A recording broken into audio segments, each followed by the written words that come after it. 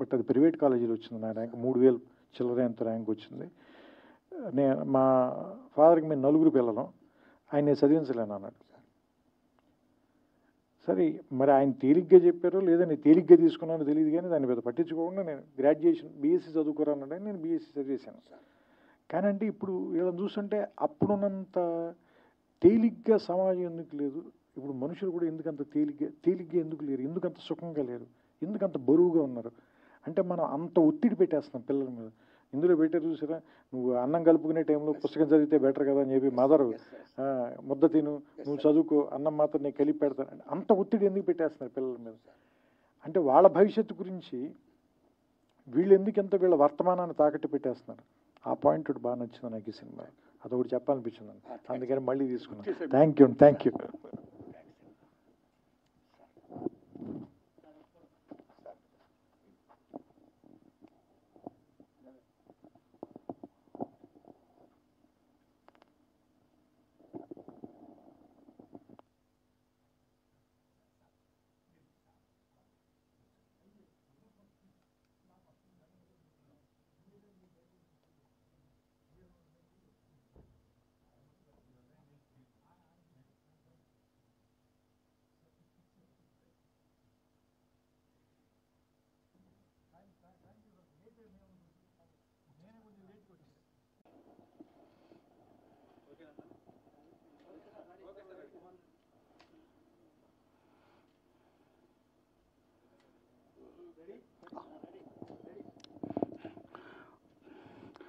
పాత్రికేయ మిత్రులారా,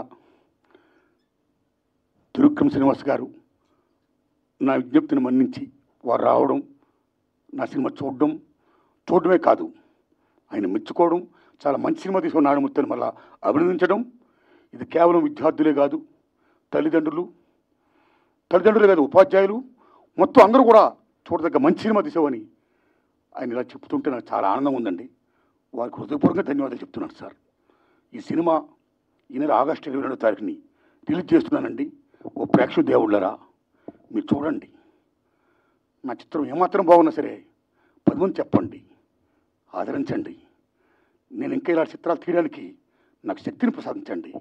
వందనాలు మీకు. Thanks a lot.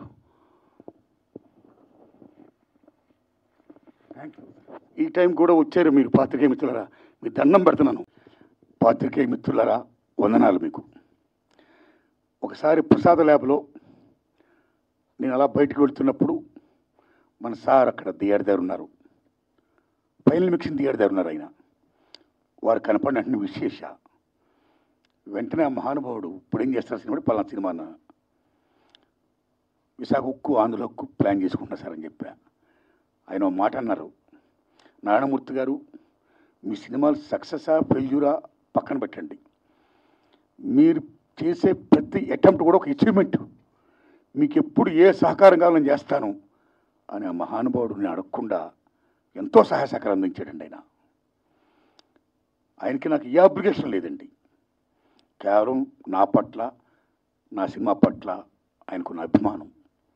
అందులో భాగంగా అయ్యా నేను యూనివర్సిటీ పేపర్ లీక్ అని ఎడ్యుకేషన్ సినిమా తీస్తున్నాను, దయించి మీరు చూడాలి, చూడడమే కాదు మీకు ఏమాత్రం నచ్చినా దయించి ప్రమోట్ చేసి నా సినిమా ప్రజలకు రీచ్ అయ్యేటట్టుగా హెల్ప్ చేయాలి అని నేను విజ్ఞప్తి చేయడం, నా విజ్ఞప్తిని మన్నించి ఆయన అమూల్యమైన టైంను కూడా నా కోసం వెచ్చించి నా సినిమాను చూసి ఈవేళ నా సినిమా గురించి ఆయన మాట్లాడుతున్నారంటే